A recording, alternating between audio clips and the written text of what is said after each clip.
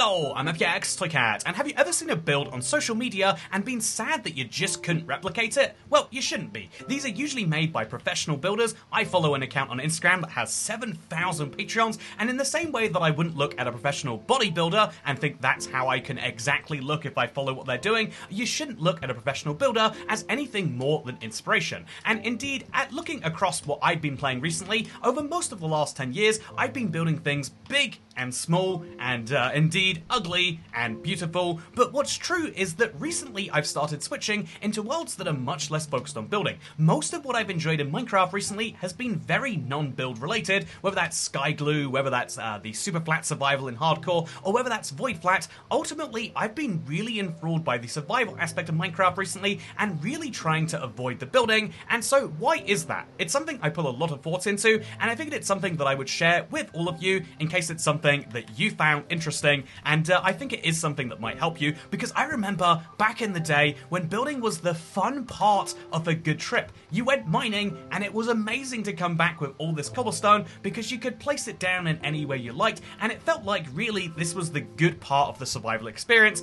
Yeah, it was ugly and it was objectively terrible, but it was fun, and we all have that innocent first build riding high inside of us, and so today I want to offer some solutions. But first, can I try and diagnose the problem? As I thought about it more and more, like why it is that everyone has this same shared feeling of things just used to be better, I wanted to immediately land on nostalgia being the answer, but actually I have a technical solution, and it's after looking at Jeb's official game design book. If you don't know, he has a book that is meant for only Mojang employees to see. This is only for Mojang Studios employees. It contains a lot of secrets.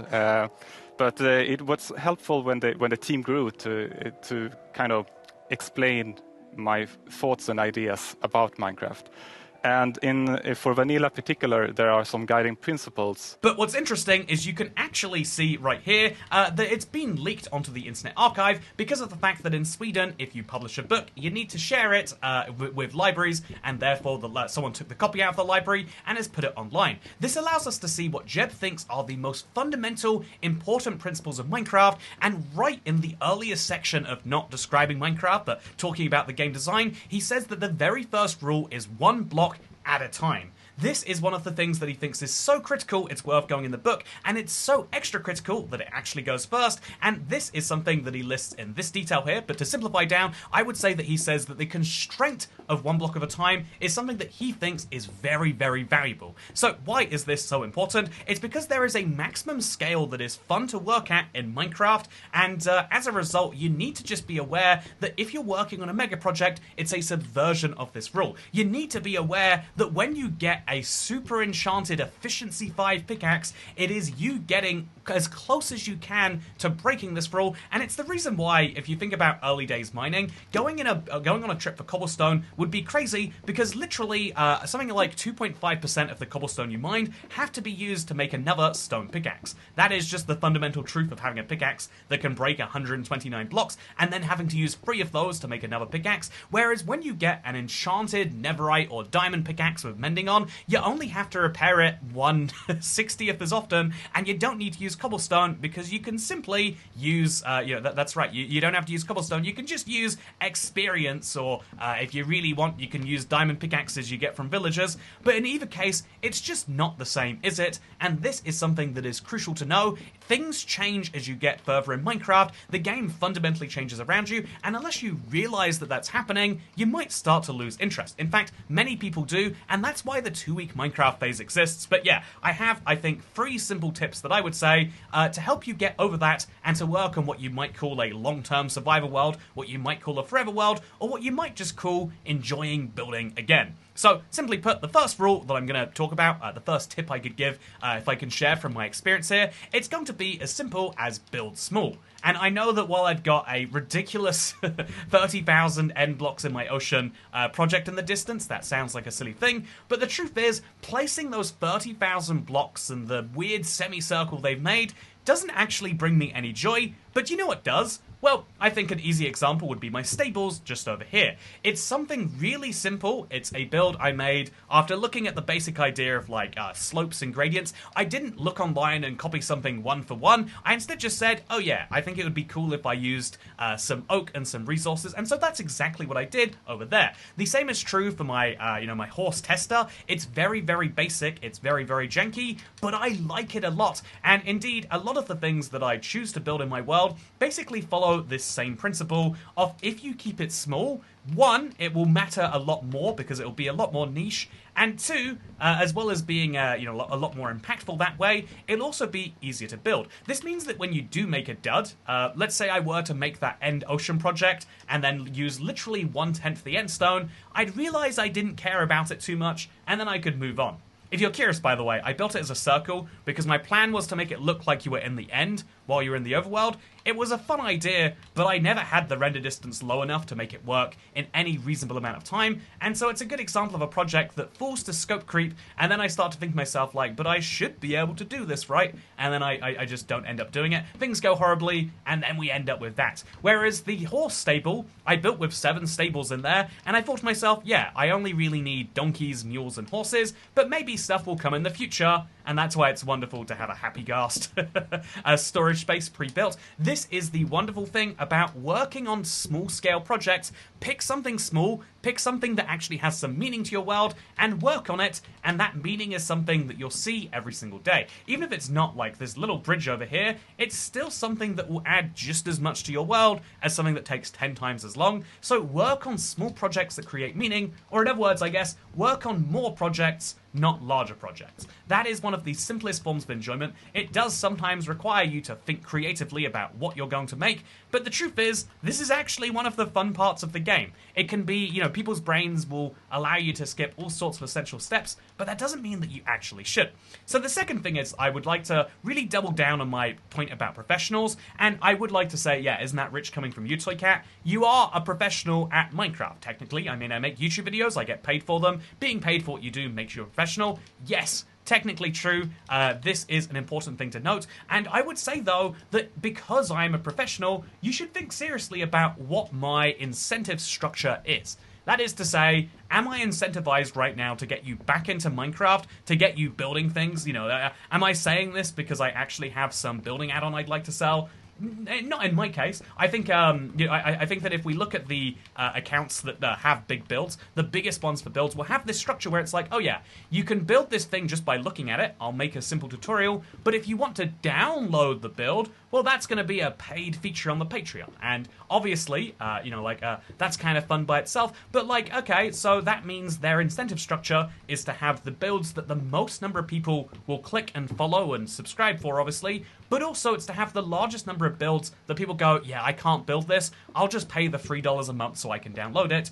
That is something that's crucial to know. I would say that if you think about YouTubers, there is a strong incentive to make as many of your subscribers as possible want to see more of your videos. So I think that, if I start half stories about my world but never finish them, oh yeah, I have some dinosaur eggs there, don't question that. Or I've got this big Deep Slate Mountain or a portal that I'm working on over there. If you think about stuff like that, the kind of half-finished stories, they're kind of hooks into other videos. And so you should be cautious of that. You should also be cautious of the fact that most YouTubers don't make as much from ad revenue as they either would like or is needed to sustain them. And so a lot of YouTubers make the point about, oh yeah, become a member to get early access to content. So that is the pipeline for many YouTubers. And the pipeline for people on Instagram, where there's no ad revenue, is to make sure that as many people as possible buy something from them, whether that be a supplement or even if something as simple as a Patreon.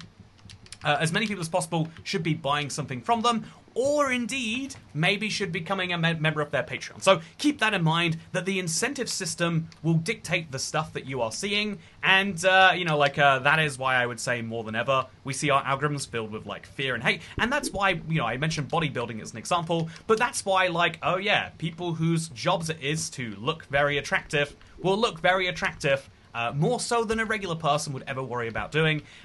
It's an important thing to note in every aspect of our life, but especially in that one. The third thing to point out here is that nostalgia is a powerful tool. So this is an approximate recreation, as best I can do from my memory, because the world has long since been deleted. It was on my friend's PC from 2011, but this is the very first thing that I built in Minecraft. I remember trying to go for like a castle turret kind of vibe. I had what I felt was an infinite amount of cobblestone, but I ran out before I could properly make the top.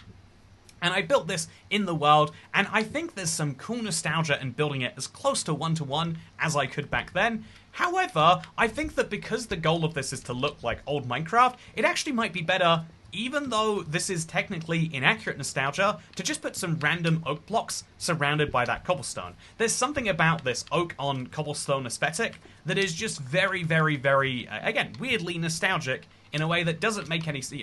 It's not a type of build that I would ever make, but it perfectly fits this, like, this vibe of 2012 Minecraft. I've wanted to, for a while, for a very long time, I've wanted to play Minecraft, but only using blocks that came out since 2012, and a part of the reason why is just this weird nostalgia that is, for me, that comes out of everything that was built in that era. I love looking at it, and so, yeah, nostalgia is a powerful tool that you should harness for yourself. For me, 2011, 2012 is that, like, perfect era that if I'm thinking back to, I'm like, yeah, that's the sort of stuff I want to build now. But for you, that might be the update aquatic. That might be when you got into Minecraft. For you, the perfect region was probably going to be different to my perfect region, and so if you're building something and you want to build something deeply for nostalgia reasons, you're not going to find the perfect build that represents your ideal getting into Minecraft point, but instead what you've got to accept is the fact that, okay, by the way, I'm definitely going to make myself some stairs. I think that would benefit this house a lot, so let's go through here. I can afford to not use a stone cutter. That's how, little bit of a flex, right here, and we're going to just go through here and make this little cobblestone. Actually, we'll go here a bit, and then we'll move it up there. Boom, perfect. So now we'll make a big cobblestone staircase that lines up with this. And we'll use upside down stairs, even though they weren't possible in 2012. And this is something that I think that you should utilize for yourself. Nostalgia is really powerful for building, and what I love is that feeling when something finally comes together. It doesn't matter what that thing is. Is it a simple bridge? Is it a stable for horses? Is it a sign that says, I love Toy Cats Let's Play World? I really enjoyed that one too. Have a simple vision and execute on it. And don't worry about the fact that, like, oh, but it's not as good as that one guy makes. Because you, unlike that one person, you statistically, are not going to have 40 hours a week to dedicate to it. And so you don't have to think about it in terms of 40-hour-a-week times. So, yeah, with that said, I am now going to finish the roof for this. I couldn't do it back in 2011. I think either I ran out of cobblestone or I started working on something else, but I was exploring in my world, and I remember finding a spider spawner and just being, like, shocked by it. I hate spiders, hated seeing them in Minecraft. I remember I found lapis for the first time at the very end of this trip, and it was just so cool to me that you could go mining underground, and that then mining underground would give you resources to make your dream castle. And back in the day, I felt like I was really clever for having diagonal corners in my dream castle, but now this means I can have a nostalgic build in my world that's actually inaccurate in some ways, but still allows me to basically go back and fulfill 2011 me's dream. By the way, that would have been literally 14 and a bit years ago now.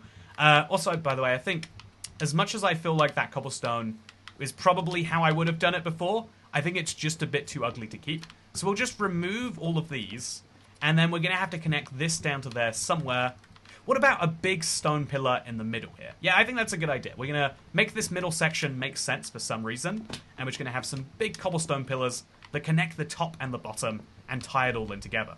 Honestly, as I look at this more, I'm starting to think, like, by the way, also I want to point out, if you want me to be, I think transparency is important to, like, a dangerous level. So I always point out, like, oh yeah, the reason I would like to become a member is because as a human being, like, I point out stuff like that. Like, as a human being, I have monthly costs and etc., etc. But I also think it's important to point out, like, oh yeah, I would have never put fences in this build way back in the day. I literally 0% chance that I would have done this. This is like a nice way to, make it actually feel like a space and not just me hanging out in the middle of nowhere. And also, I would have had my bed be down here. I just think that down here is currently a bit of a dirty mess, but that is exactly how it would have been back in the day too. But yeah, but what's interesting to say is that, like, as you think about when you consume anything, you immediately kind of like internalize it differently. Have you ever seen, this is something that used to drive me crazy, but people will leave comments on YouTube videos, literally the YouTube video they've just watched, and they'll misquote a popular section. I recently watched, I recently refound, I think it's Bo Burnham's 5 Years, I think it's called. But it's about, there's a line in there, like, everyone's a feminist until there's a spider in the room. But the top comment, the third top comment, actually misworded it entirely. And it's like, how did you appreciate that so much and decide to leave a comment for it and get it wrong? And although we could say, like, skibbity brain rot is the answer, as you could say is the answer to everything in life, I think that the deeper answer is that, like, yeah, the moment we hear something, it becomes internalized in our brain in a different way, and then when we spit it out, it's something entirely different. And I think that if you watch this video and you try to replicate this thing perfectly, you're going to make something else different entirely, and that's okay. That's cool, actually. If you look at a piece of build inspiration, you should use it as an idea. I did this recently. I saw a build that I don't know why, I was just compelled to make it, and so I decided to make it entirely from memory and entirely using only cobblestone and pre-2012 blocks. This is what it looked like, by the way, before and after. As you can see, some things went missing, but I had such a fun time building it, and I realized that in Minecraft, you can focus on the results to the detriment of your fun, or you can focus on your fun but it's not to the detriment of your results. You will get better at things that you enjoy. This is just the natural fact of life. And so I've decided, why don't we enjoy some things just a little bit more? And so that's exactly what I'm going to do.